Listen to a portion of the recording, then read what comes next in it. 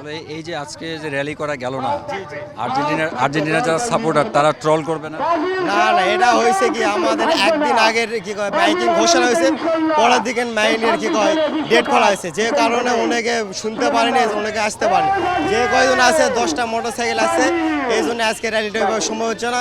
ইনশাল্লাহ আগামী দিন আর 5 দিন পরে পুরান নওগাঁ বাসিক যারা ব্রাজিল সাপোর্টার আছে সবাইকে নিয়ে ইনশাল্লাহ বড় সড়ো একটা র্যালি করার ইচ্ছা আছে আমাদের নওগাঁতে।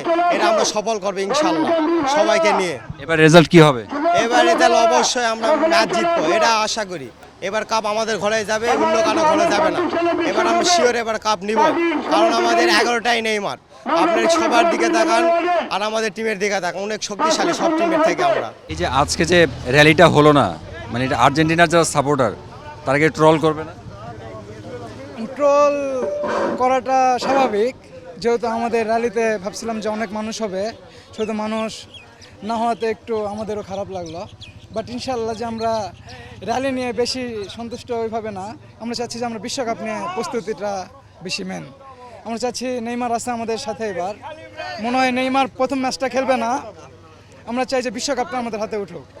আর বিশ্বকাপ যদি হাতে উঠে তাহলে তো মনে করেন আর্জেন্টিনার অবস্থা অনেক খারাপ হয়ে যাবে। মিশন হেক্সা সাকসেসফুল, তারপর যে আমরা 7 আপের দিকে নজর দিব। মিশন হেক্সা কমপ্লিট হলেই 7 আপ সবাই বলে না, 7 আপটা আমাদের হাতে আসবে। র্যালিতে লোক না হওয়ার কারণ অনেকে রাত জাগিছে, অনেকে খেলা দেখেছে। খেলার তো প্রথম আজকেই যেটা খেলা হচ্ছে, এই পর্যন্ত দেখা যাক কি হয়। ব্রাজিল খেলা ইনশাল্লাহ আমরা জিতবই। ব্রাজিল পেলো কে নেবে 26 সালে বিশ্বকাপে এইবারে ইনশাল্লাহ জয়ী হব। কোলগেট ম্যাক্স ফ্রেশে আছে আইসি কুলিং ক্রিস্টালস, যা দেয় ম্যাক্সিমাম ফ্রেশনেস সহ কোলগেট ম্যাক্স ফ্রেশ।